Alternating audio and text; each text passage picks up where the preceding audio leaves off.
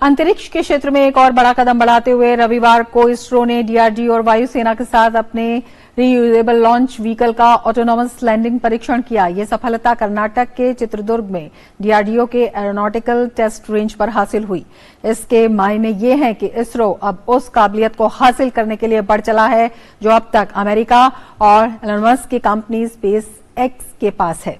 America के NASA के पास space shuttle है जिसमें अंतरिक्ष यात्री सितारों के बीच जाकर वापस धरती पर आ सकते हैं, और स्पेस एक्स के पास फाल्कन रॉकेट है जो अंतरिक्ष में उपग्रह को लॉन्च कर धरा पर दोबारा इस्तेमाल के लिए वापस लाया जा सकता है। प्रधानमंत्री मोदी ने ट्वीट करते हुए बधाई दी और इसे पूरी टीम का शानदार प्रयास बताया। उन्होंने कहा कि ये उपलब्धि हमें रियूजेबल लॉन्च व्हीकल के क्षेत्र में भारत के प्रयास को एक कदम और करीब लाती है। इसरो, डीआरडीओ और वायुसेना ने मिलकर रविवार सुबह आरएलवी के लैंडिंग मिशन को सफलतापूर्वक अंजाम देकर नया इतिहास रच दिया। भारतीय अंतरिक्ष अनुसंधान संगठन की उपलब्धियों में एक और मकाम जुड़ गया जब reusable launch vehicle autonomous landing mission का सफलतापूर्वक परीक्षण पूरा कर लिया गया। इसी के साथ रीयूजेबल लॉन्च के क्षेत्र में भारत अपने लक्ष्य के एक और कदम करीब पहुंच गया। ऐसा दुनिया में पहली बार हुआ है जब भारत ने एक विंग बॉडी को वायुसेना के एक हेलीकॉप्टर की मदद से 4.5 किलोमीटर की ऊंचाई पर ले जाकर रनवे पर स्वायत्त लैंडिंग के लिए छोड़ा। चिनूक हेलीकॉप्टर के जरिए आरएलवी ने 4.5 किलोमीटर की ऊंचाई तक उड़ान भरी।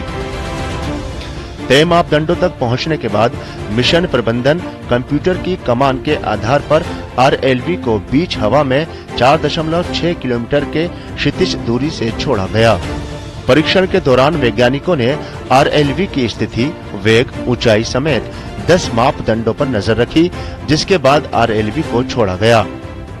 आरएलवी ने एकीकृत नेविगेशन, मार्गदर्शन और नियंत्रण प्रणाली का उपयोग करते हुए नीचे उतरना शुरू किया और करीब आधे घंटे बाद इसने स्वायत्त तरीके से लैंडिंग की प्रक्रिया पूरी की। दरअसल इसरो एक के बाद एक सफलता के बाद अब ऐसे लॉन्च व्हीकल पर काम कर रहा है जिसे लॉन्च के लिए दोबारा इस्तेमाल किया जा सके। इसे रीयूजेबल लॉन्च व्हीकल का नाम दिया गया है। ये अंतरिक्ष यान नासा के स्पेस शटल जैसा दिखता है, जिसने अमेरिकी अंतरिक्ष एजेंसी के लो अर्थ ऑर्बिट में सबसे बड़े ट्रांसपोर्टर के रूप में काम किया है।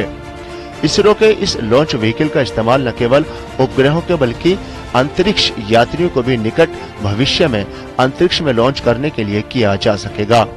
भारत का आरएलवी इस तरह से तैयार किया गया है कि भविष्य में अंतरिक्ष में कम लागत वाले मिशन को लॉन्च कर दोबारा इसका इस्तेमाल किया जा सके।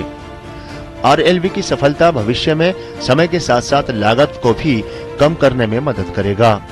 दरअसल हाल के वर्षों में भारतीय अंतरिक्ष एजेंसी ने खुद को अरबों डॉलर के उपग्रह प्रक्षेपण बाजार में कम लागत वाले प्रभावी सेवा प्रदाता के रूप में स्थापित किया है। हालांकि इसरो ने इससे पहले भी 2016 में सफलतापूर्वक आरएलवी आरडी का उड़ान परीक्षण किया था, जिसका मकसद भारत को लॉन्च बाजार में मजबूती के साथ खड़ा करना है। अब तक इसके वैज्ञानिक परीक्षण पर स्पेस एक्स का दबदबा माना जाता था। दुनिया के कई बड़े देश पिछले कई वर्षों से अपने कमर्शियल लॉन्च के लिए भारत की तरफ रुख कर रहे हैं, जिसमें अमेरिका जैसे बड़े देश भी शामिल हैं। भारत अब तक 300 से ज्यादा कमर्शियल लॉन्च कर चुका है। दोबारा इस्तेमाल किए जाने वाले रीयूजेबल लॉन्च व्हीकल के साथ भारत कमर्शियल लॉन्च मार्केट में एक और मकाम हासिल कर रहा है।